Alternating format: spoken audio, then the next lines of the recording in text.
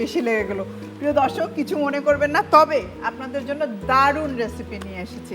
ঈদের জন্য ভালো কিন্তু স্পেশাল কিছু। অবশ্যই আমি এখন তৈরি করে দেখাবো বিফ তেহারি। চলুন তাহলে বিফ তেহারি তৈরি করতে কি কি উপকরণ লাগছে দেখে নিন।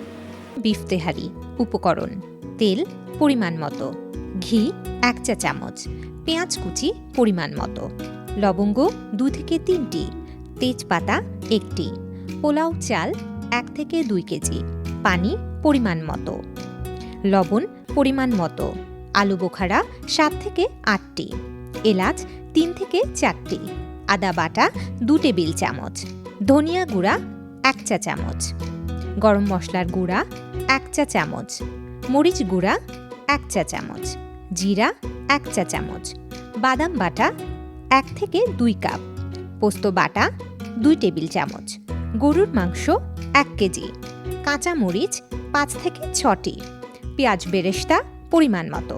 উপকরণ তো দেখা শেষ, এবার কিভাবে রান্না করবেন তাই দেখুন। নুসরাত, দুজনে মিলে রান্না করবো। এটাতে পোলাও আর এটাতে আমার মাংস হবে, তারপরে মিক্স। দুইটা চুলা আমরা একসাথে ধরিয়ে দিই। চলো। আসলে তেহারিটা অনেকেরই খুব পছন্দ, আর বিশেষ করে ঈদের জন্য। তো পোলাওর জন্য আমি একটু তেল দিয়ে দিচ্ছি, ব্যাস। একটু কম তেলে দিতে হবে। হ্যাঁ, ঘিও দেব। এখানে একটু তেল দিয়ে দিচ্ছি, ঘি দিব, তেল দিব, মিক্স করে রান্না করব। একটু রিচটা কম করতে চাচ্ছি। ঈদের রেসিপি তো একটু রিচ হয়ে যায়। ঈদের দিন একটু খেলে সমস্যা নাই। শোনো, ওই 1 চামচই খান, এই করতে করতে কিন্তু 10 চামচ। এই জন্য আমরা সবসময় আসলে বলতে থাকি যে ওকেশনালি খেতে হবে বিফ আর মাটন। আচ্ছা, পোলাওটা প্রথমে করে ফেলি। কিছু না, শুধু একটু পেঁয়াজ দেব, কারণ পোলাও যেহেতু আমরা বিফ তেহারির জন্য করছি। একটু লবঙ্গ যাবে আর একটু তেজপাতা, ব্যাস। লবঙ্গটা কিন্তু একটু স্পাইসি, হ্যাঁ, অনেক সময় দেখা যায় একটু গলায় লাগে। যারা আসলে এটা প্রবলেম হয় তারা কিন্তু চাইলে একটু কম ইউজ করতে পারে। সেটাই। এবার আমি পোলার চালটা দিয়ে দিচ্ছি। এটাকে তো আমরা হাফ বয়েল করে রেখেছি। না, এটা আসলে একটু ভিজিয়ে রাখাতে এরকম লাগছে, বয়েল না। আমার এদিকেও প্রায় গরম হয়ে গেছে, পেঁয়াজ দিয়ে দিলাম। এখন যেটা করতে হবে, পোলাওতে সামান্য একটু পানি, মানে তেহারিতে তো ঝোল থাকবেই, সেই জন্য আমরা পানিটার পরিমাণ কম দিব, দিয়ে আগুনটা কমিয়ে ঢেকে দিতে হবে। একটু লবণ দিয়ে দিচ্ছি, আর তার সাথে যাবে কিছু আলু বোখারা, এখানে দিয়ে দিলাম। আর তুমি এখান থেকে একটু এলাচ দিয়ে দাও। আমার পেঁয়াজটাও প্রায় ভাজা হয়ে গেছে। এখন তেহারির সব মশলাগুলো আমি নিয়ে নেব। পানি দিয়ে দিচ্ছি, একটু কেয়ারফুলি করতে হবে।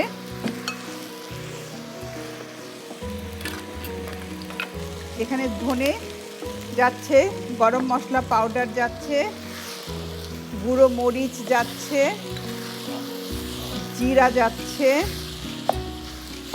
বাদাম পেস্ট যাচ্ছে তেহারিতে, দানা যাচ্ছে।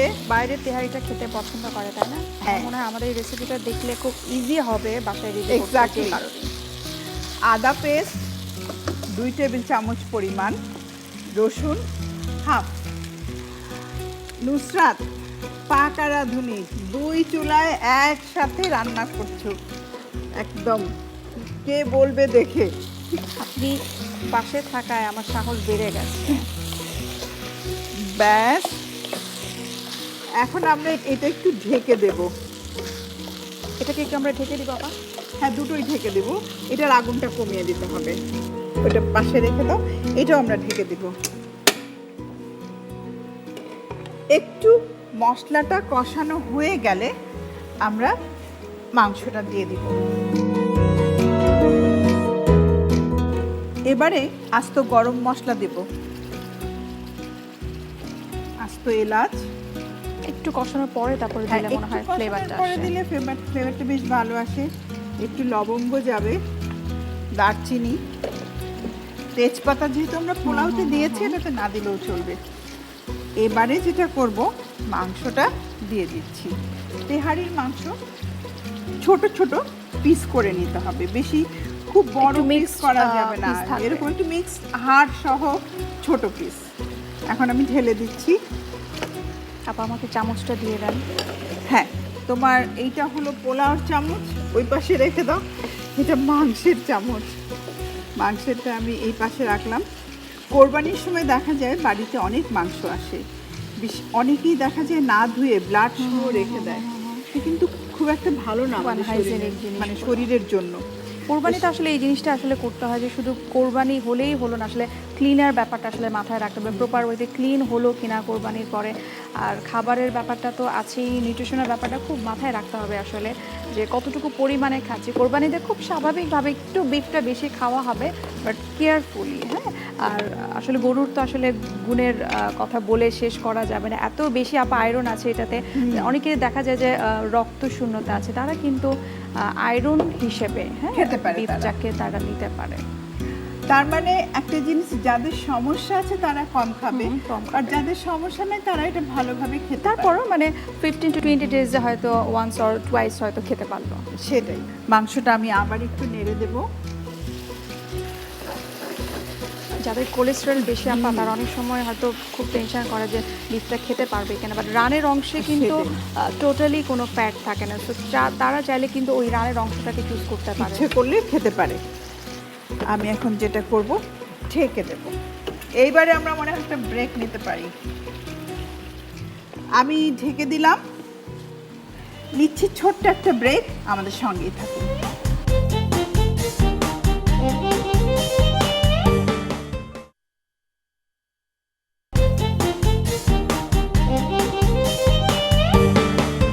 প্রিয় দর্শক, ফিরে এলাম তেল প্লাস্টিক রান্নাঘরে।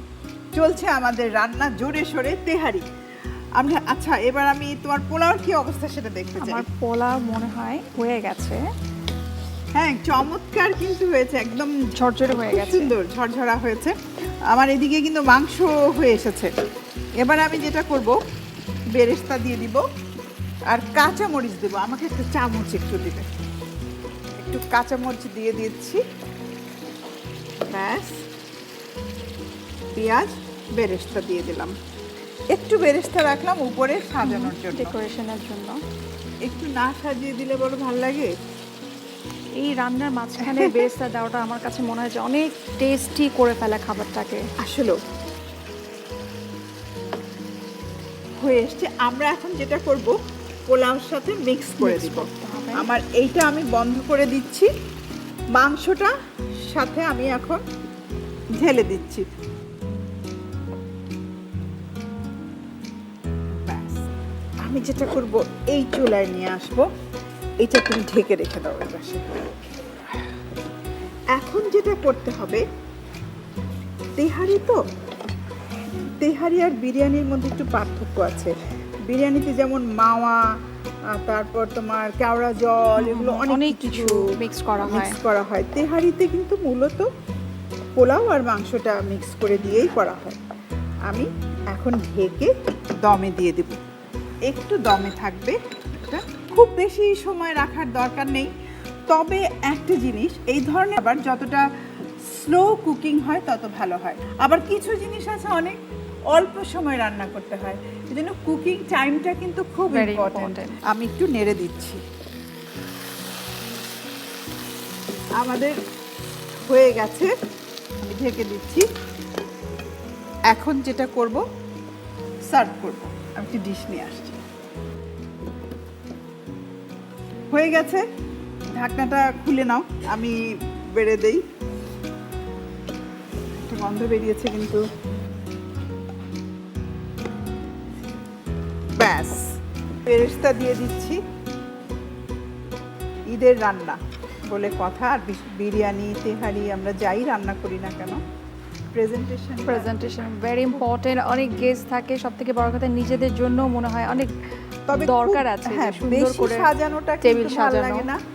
আমরা একটু গ্রিন লেটুস পাতা। লেটুস পাতা। ব্যাস, তৈরি হয়ে গেল ঈদের জন্য স্পেশাল বিফ তেহারি। চলুন পুরো প্রণালীটি আরেকবার দেখে নিন। প্রথমে সসপ্যানে তেল দিন, এতে ঘি, পেঁয়াজ কুচি, লবঙ্গ, তেজপাতা, পোলাও চাল ভালোভাবে মেশান। মেশানো হলে পানি, লবণ, আলু বোখারা ও এলাচ ভালোভাবে মিশিয়ে ঢেকে দিন। এবার ফ্রাই প্যানে পেঁয়াজ কুচি ভাজুন। ভাজা হলে পানি দিন। বাটিতে আদা বাটা, ধনে গুঁড়া, গরম মশলার গুঁড়া, জিরা, বাদাম বাটা ও পোস্ত বাটা নিয়ে ফ্রাই প্যানে ঢেকে ভালোভাবে কষান। কষানো হলে এলাচ, দারুচিনি, লবঙ্গ ও গরুর মাংস দিয়ে রান্না করুন।